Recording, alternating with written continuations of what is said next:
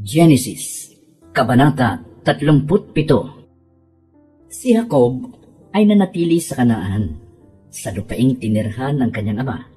Ito ang kasaysayan ng sambahayan ni Jacob. Nang si Jose ay 17 taon na, nag-aalaga siya ng kawan kasama ng kanyang mga kapatid sa ama. Ang mga anak ni Bilha at Zilpa na mga asawang lingkod ng kanyang ama. Alam niya ang masasamang gawain ng kanyang mga kapatid, kaya't ang mga ito'y isinumbong niya sa kanilang ama. Mas mahal ni Israel si Jose kaysa ibang mga anak, sapagkat matanda na siya nang ito'y isinilang. Iginawa niya ito ng damit na mahaba at may manggas. Nang mahalata ng mga kapatid ni Jose na mas mahal siya ng kanilang ama, kinamuhian siya ng mga ito at ayaw siyang pakisamahang mabuti. Minsan, nanaginip si Jose at lalong namuhi ang mga kapatid niya nang ito'y ikwento niya sa kanila. Sabi ni Jose, "Napanaginipan ko na tayo ay nasa bukid at nagbibigkis ng trigo. Tumayo ang aking binigkis at yumukod sa paligid nito ang inyong mga binigkis." "Ano? Ang ibig mo bang sabihin ay maghahari ka sa amin?"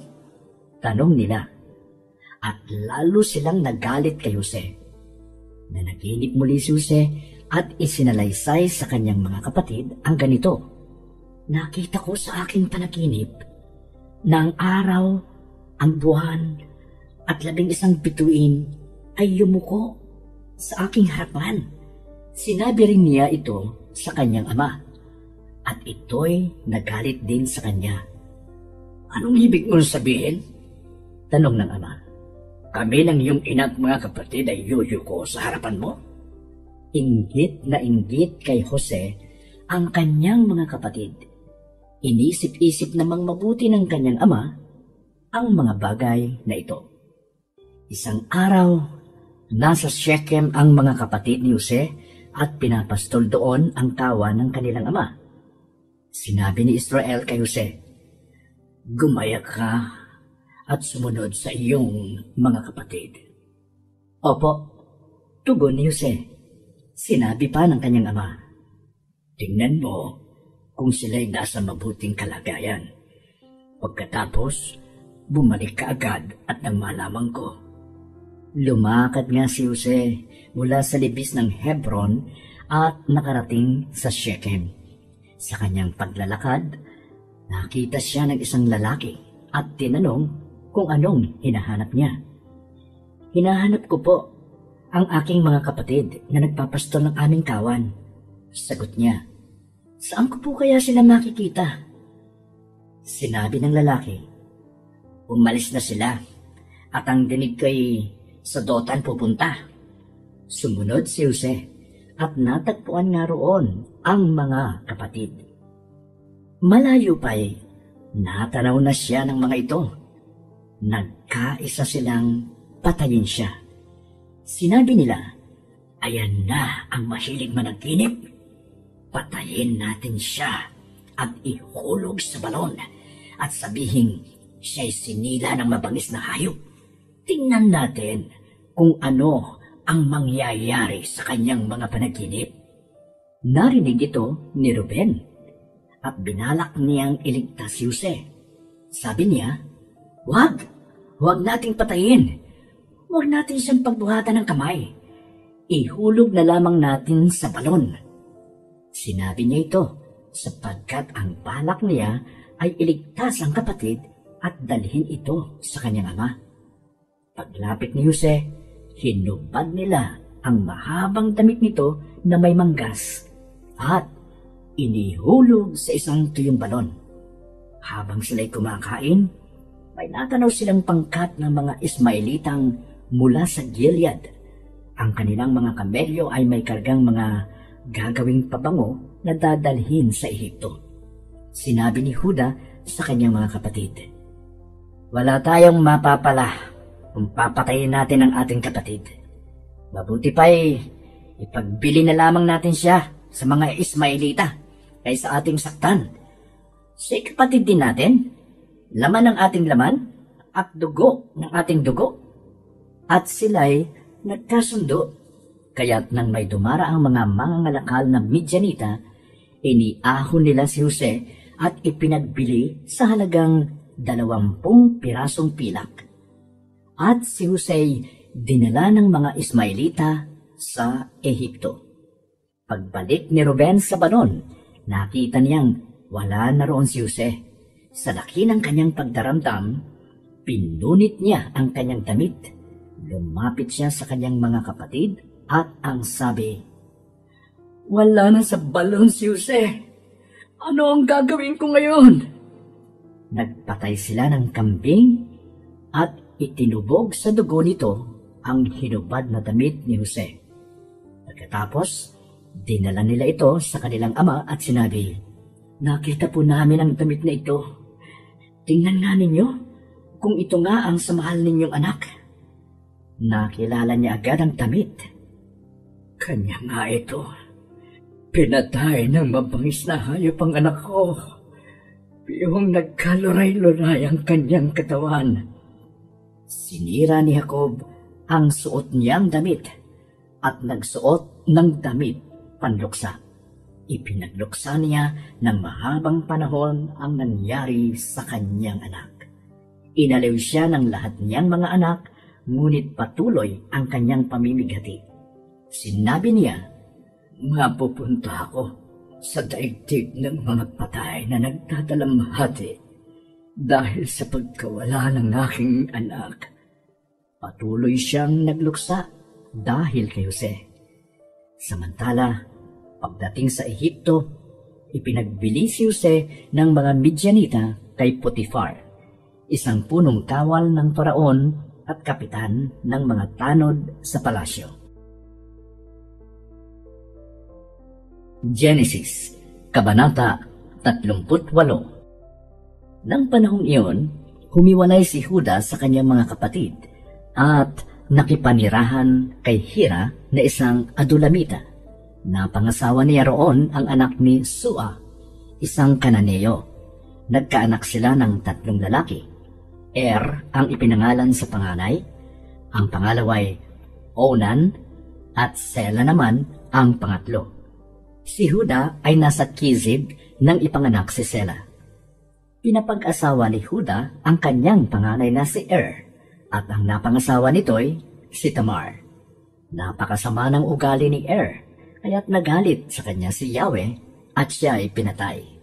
Kaya't sinabi ni Juda kay Onan, "Tungkulin mong sipingan ng byuda ng iyong kapatid upang magkaroon siya ng mga anak sa pamamagitan mo." Alam ni Onan na hindi ituturing na kanya ang magiging anak niya sa kanyang hipag. Kaya itinatapon niya sa labas ang kanyang binhi upang huwag magkaanak ang kanyang kapatid sa pamamagitan niya. Ito'y kasuklam-suklam kay Yahweh, kaya't pinatay rin siya. Sinabi ni Juda sa manugang niyang si Tamar, "Umuwi ka na muna sa inyo at hintayin mong lumaki ang bunso kong si Sela." Sinabi niya ito dahil sa takot na baka mangyari kay Sela ang sinapit ng kanyang mga kapatid. Kaya't umuwi muna si Tamar sa kanyang ama. Pagkalipas ng panahon ay namatay ang asawa ni Juda. Matapos ang pagluluksa, nagpunta si Juda sa Timnat para tingnan ang paggugupit sa balahibo ng kanyang mga tupa. Kasama niya ang kaibigan niyang si Hira na taga Adulam. Samantala, may nagsabi kay Tamar na pupunta sa Timnat ang kanyang biyanan upang gupitan ng balahibo ang mga tupa nito. Pagkarinig nito, hinubad niya ang kanyang damit panluksa. Nagtalukbong siya at naupo sa pagpasok ng Enaim, bayang nadadaanan patungo sa Timnat. Ginawa niya ito sapagkat alam niyang binata na si Sela, ngunit hindi pa sila ipinakakasal ng kanyang biyanan. Nakita ni Juda si Tamar. Inakala niyang ito'y isang babaeng nagbebenta ng aliw sapagkat may takip ang mukha. Lumapit siya at inalok ang babae na makipagtalik sa kanya. Hindi niya alam na ito ang kanyang manugang. Anong ibabayad mo sa akin? Tanong ng babae. Sumagot si Huda. Padadalhan kita ng isang batang kambing. Payag ako, sabi ng babae. Kung bibigyan mo ako ng isang sangla, hanggat hindi ko tinatanggap ang ipadadala mo. Anong sangla ang gusto mo? Tanong ni Huda. Sumagot siya. Ang iyong singsing na pantatak, kasama ang kadena at ang tungkod mo. Ibinigay niya ang hiningi ng babae at sila'y nagsiping. Nagdalang tao si Tamar. Pagkatapos, umuwi siya at inalis ang kanyang talukbong at isinuot muli ang kanyang damit panluksa. Pag-uwi ni Huda, isinugo niya ang kaibigan niyang taga-adulam upang dalhin sa babae ang ipinangako niyang kambing at bawiin naman ang iniwang sangla. Nagtanong-tanong siya sa mga lalaking taga roon at ang sagot ng mga ito ay walang gayong babae roon. Nagbalik kay Huda ang kanyang kaibigan at sinabi ang nangyari sa kanyang lakad. Kaya't sinabi ni Huda, hayaan mo na sa kanya ang iniwang kong sangla. Baka tayo'y pagtawanan pa ng mga tao. Dinala mo na sa kanya ang kambing, ngunit wala siya roon. Makaraan ng 3 buwan, may nagsabi kay Huda, ang manugang mong si Tamar ay naglaro ng apoy at ngayon nagtatalang tao. Ilabas ninyo siya at sunugin, ang utos ni Huda. Habang siya'y kinakaladkad na palabas, ipinasabi niya sa kanyang biyanan, ang may-ari ng mga ito, ang ama ng aking tinadala. Tingnan mo kung kanino ang singsing, kadena at tungkod na ito. Nakilala ni Huda ang iniwan niyang sangla, kaya't sinabi niya, wala siyang kasalanan. Ako ang nagkulang. Dapat sana'y ipinakasal ko siya kay Sela. At hindi na niya ito muling sinipingan. Dumating ang panahon ng panganganak ni Tamar at natuklasang kambal ang kanyang isisilang. Sa oras ng kanyang panganganak, lumabas ang kamay ng isa at ito'y tinalian ng hilot ng pulang sinulid upang makilala ang unang inianak. Ngunit iniurong ng sanggol ang kanyang kamay at naunang lumabas ang kanyang kakambal. Sinabi ng hilot, ano't nakipagsiksikan kang palabas? Dahil dito, Fares ang ipinangalan sa bata. Ang sanggol na may taling pulang sinulid ang huling iniluwal. At ito'y pinangalan ng Zara. Genesis, Kabanata 39. Dinala nga si Jose sa Ehipto at dooy ipinagbili siya ng mga Ismaelita kay Potifar, isang Ehipsyo na pinuno sa pamahalaan ng Faraon at kapitan ng mga tanod sa palasyo. Sa buong panahon ng paglilingkod ni Jose sa bahay ni Potifar, ay pinatnubayan siya ni Yahweh. Ano mang kanyang gawin ay nagtatagumpay. Napansin ni Potifar na tinutulungan ni Yahweh si Jose, kaya ginawa niya itong katiwala sa bahay at sa lahat niyang ari-arian. Mula noon, dahil kay Jose, ay pinagpala ni Yahweh ang buong sambahayan ni Potifar, pati ang kanyang mga bukirin.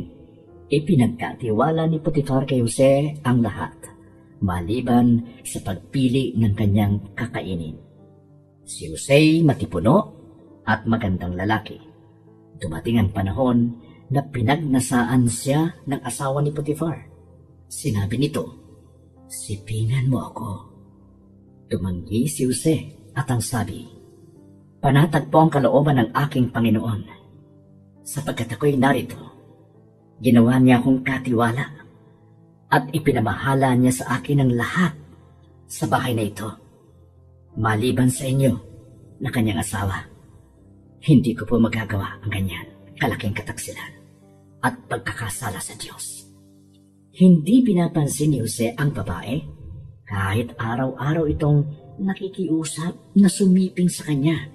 Ngunit isang araw, nasa bahay si Jose upang gampanan ang kanyang tungkulin. Nagkataong wala roon ang ibang mga utusan.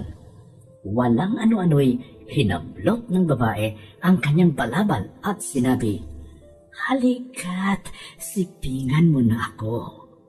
Patakbo siyang lumabas, ngunit naiwan ang kanyang balabal sa babae. Sa pangyayaring ito, nagsisigaw ito at tinawag ang mga katulong na lalaki.